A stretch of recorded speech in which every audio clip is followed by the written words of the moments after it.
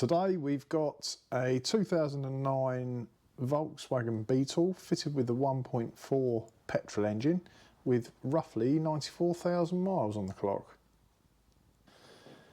As part of the service on this Beetle today, we're going to be changing the spark plugs, which you can see the coils here. We can see 3 of them. We've got 1 here, 2, 3, 4 cylinders. And to access them, we're going to need to remove this cover, which we will take off next. I've got my ratchet here with an extension bar because the spark plugs are sunk right down in the cylinder head, and it's a standard 5/8 size spark plug socket. I've also got a 5mm Allen key. You can use just a normal Allen key. Mine's on the ratchet. A screwdriver. Sometimes you need a little bit of help in getting the coils off the spark plugs. They do stick on there. You have to be very careful doing that. And I like to put a little dab of copper grease on the spark plugs to just to ease putting them in, and then in future for removal. Spark plug prices, they do vary quite a lot actually, depending on which brand you go for, but as long as you take your registration number with you, they'll be able to recommend different brands available and just go with your budget really. I think the ones I've fitted on this particular car were around £6 or £7 each. I've got a 5mm Allen key here. It's on a socket, but you can use a regular Allen key. I think it's just 4 bolts, sorry. 1, 2,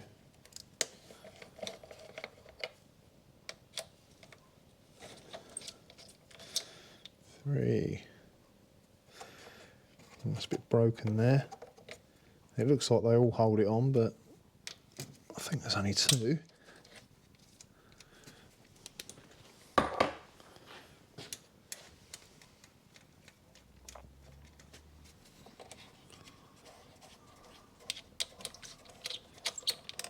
That one doesn't seem to be doing a lot.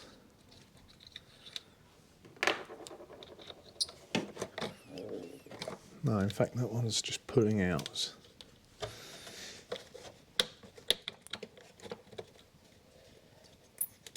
I think the thread's gone in the cam cover.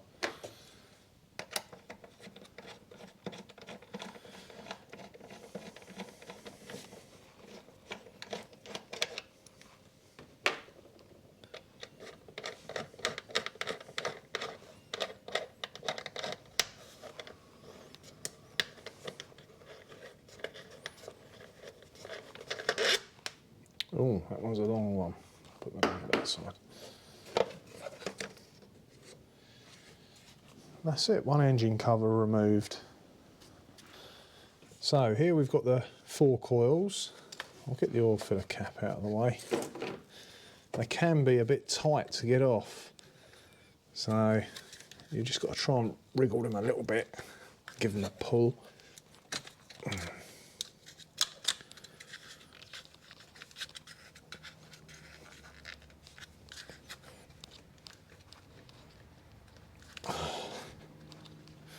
I'm going to use a screwdriver gently. I wouldn't leave her under this end because you could snap the plug connection, but this end there's more of the body there. Yeah.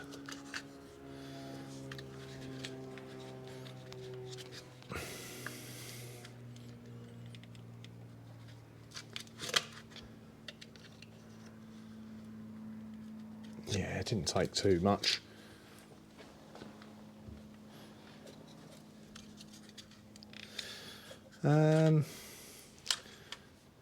Probably undo these so it gives you a little bit more slack in the wire.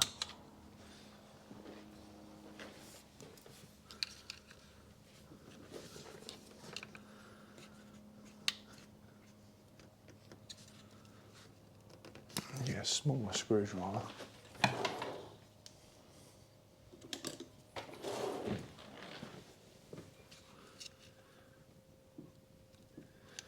think they've got a barb on the bottom. Oh, that's it. Yeah, just got a little sort of barb there that just goes down and locates over this lug, so you just got to pull it out a little bit.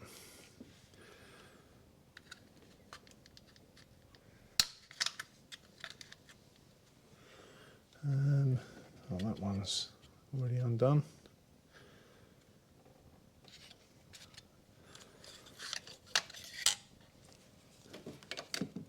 So you can just lift these out and lay them to one side. You can unplug them if you want.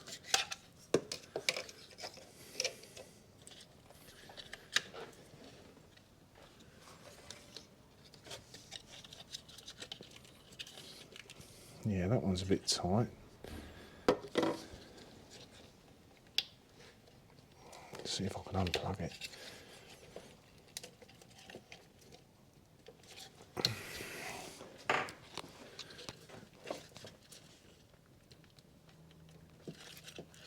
Nope. A bit difficult to get to the back of it. Ah, there it goes. So what I was doing, you can see the little lump there, barb. You have to pull that out, which releases it. Leave that there. Okay, I'll get my socket and we'll get those plugs out. Several different sizes of spark plugs. This is probably the most common. It's a standard 5/8 spark plug socket.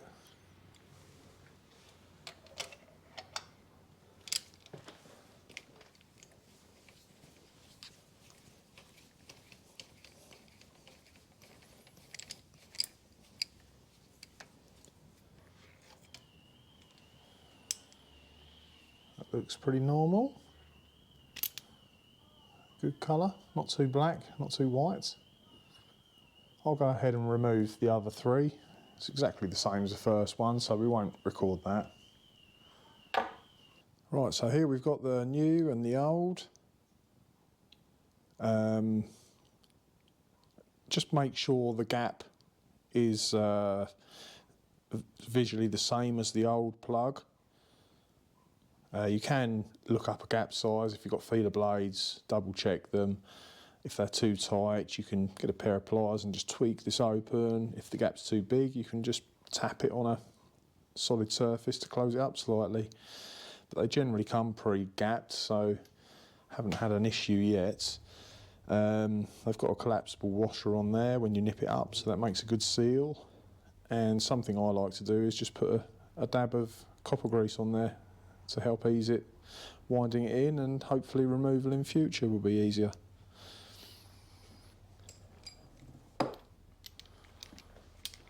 I've already put the other three in.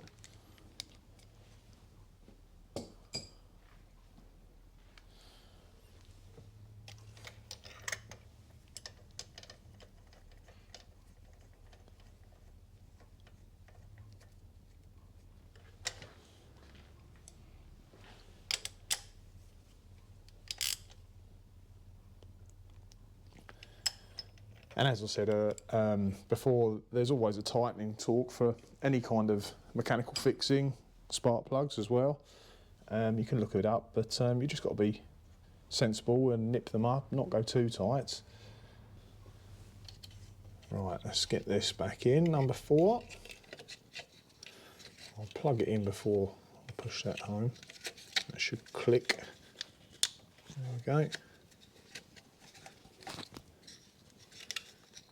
That's it. Number 3.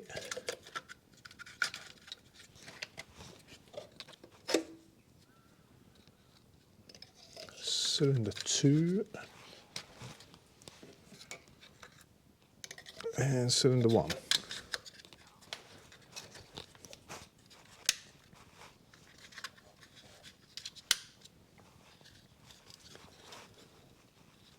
Yeah, that one wasn't clipped down when we took it apart. I think that's... Oh, there you go. Next we'll get the cover back on. Okay, so let's get this cover back on.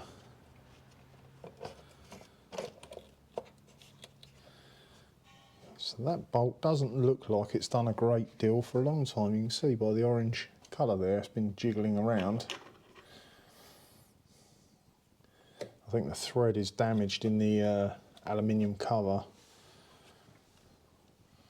It's not an absolute necessity, but I'm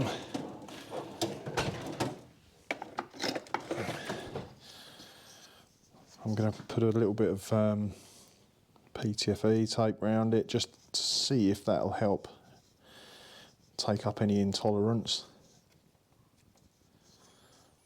I guess ideally you could re-tap the thread slightly bigger, get a slightly bigger bolt to go in there. But like I say, it's purely for a plastic cover panel. Might just give it something to bite into.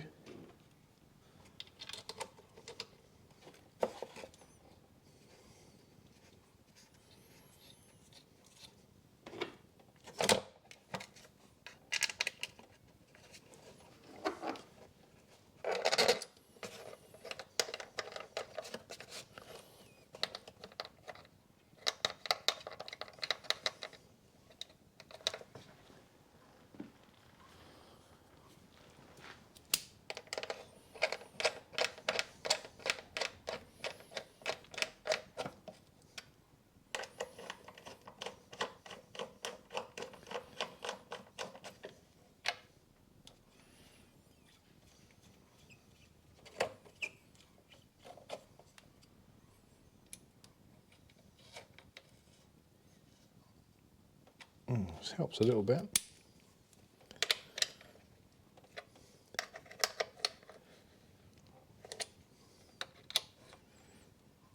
Won't go too mad with that one, just in case. And that's it, all back together. I generally road test the car after I've done any work, just to make sure it's running as it should be.